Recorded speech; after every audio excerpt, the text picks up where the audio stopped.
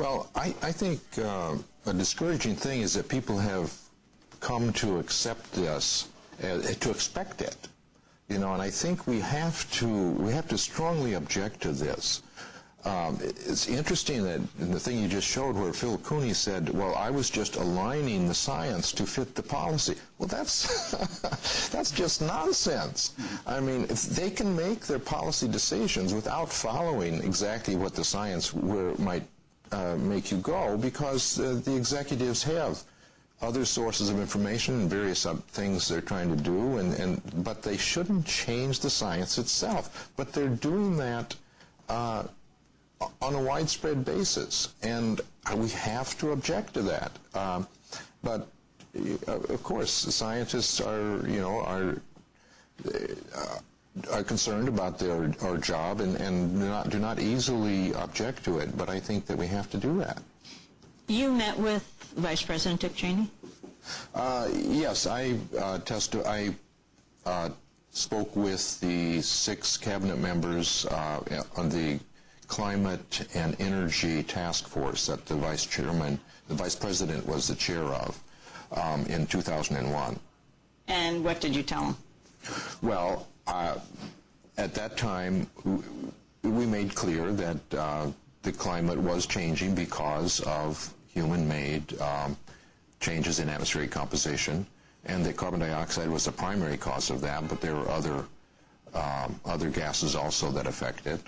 And we tried to give an indication of the kind of scenario for the future that we're going to need to follow if we're going to avoid disastrous climate effects over the next several decades. And what was the response? Well, the response, frankly, was the withdrawal of the U.S. from any agreements for addressing the global climate change problem, and we've... You mean pulling out of the Kyoto Protocol? Yes, for example, and again, going more after more fossil fuels rather than alternatives such as improved energy efficiency for future energy needs.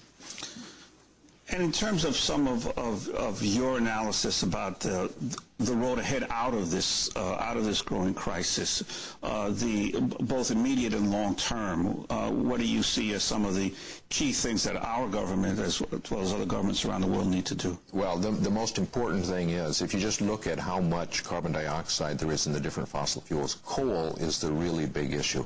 The important step is to have a moratorium on any new coal-fired power plants until we have the technology to capture the carbon dioxide and sequester it. And if we would do that, that's a good fraction of the solution. But we're also going to have to use the other fossil fuels more conservatively. We're going to need to emphasize energy efficiency, and eventually we have to find sources of energy that don't produce greenhouse gases. I'm just looking at a piece in the New York Times from a few days ago by Andrew Refkin that said Dr. Hansen and 8 co-authors have drafted a fresh paper arguing the world has already shot past a safe eventual atmospheric concentration of carbon dioxide, which they say would be around 350 parts per million, a level passed 20 years ago. Andrew Refkin writes, this is controversial. Some longtime champions of Dr. Hansen, including the climate progress blogger Joe Rahm, see some significant gaps in the paper still in draft form, and parts ways with Hansen over whether such a goal is remotely feasible. Well, yeah, unfortunately, Joe feels that we have to talk about what's practical. I think we have to look at the science and tell us exactly what it, and tell the people exactly what it is pointing to. And the history of the Earth tells us that even 385 parts per million is too much. And we can still go backwards. The ocean does take up carbon dioxide. If we would phase out the use of coal, except where we capture the CO2, then it is feasible to get back below 350 parts per million. But we're going to have to put a stop on new coal-fired power plants until we have the technology to capture the CO2. Do you see that happening with any of the candidates right now, what they're proposing? I think it could happen. I think I haven't seen any of the candidates say we're going to have a moratorium on coal-fired power plants, but they're beginning to say things to recognize the problem. So I think it's possible, but no one has exactly stated that. But, I mean, it seems that in terms of the reaction of many of the candidates to the increasing crisis in terms of supply of oil is that they're looking at either nuclear energy or increased coal use to sort of to deal with trying to get the country more energy independence, rather than the long-term prospects of actually having more efficient use of energy and reductions in terms of our society adjusting dramatically to a different use of energy in the future. Yeah, and they're saying things like, well, we'll reduce by 2050 the CO2 emissions by 60% or 80%, but they really need to have a specific strategy, and that, I do think, has to start with coal. If we would phase that out, oil, we're going to hit peak oil very soon if we haven't already. Which means? Which means that we've used half of the oil that's readily available. And so the emissions from oil are going to start to decline just because the supply of oil is limited. So that's why coal becomes the issue. And now we're starting to use more and more coal, and we just can't do that unless we have the technology to capture the CO2. How dire is the situation right now?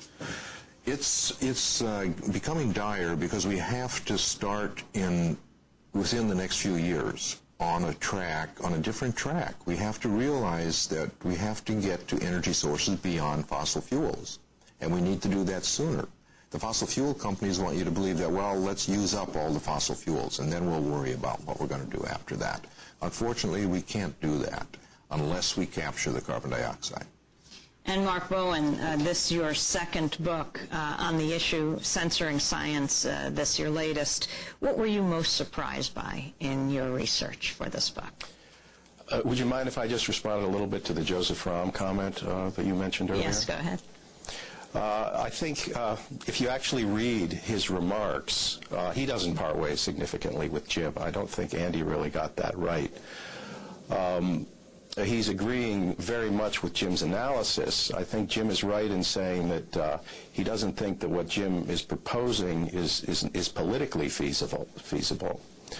But he follows the logic of Jim's arguments very well. And in fact, there's one way in which, well, we don't have to get into the details, but well, anyway.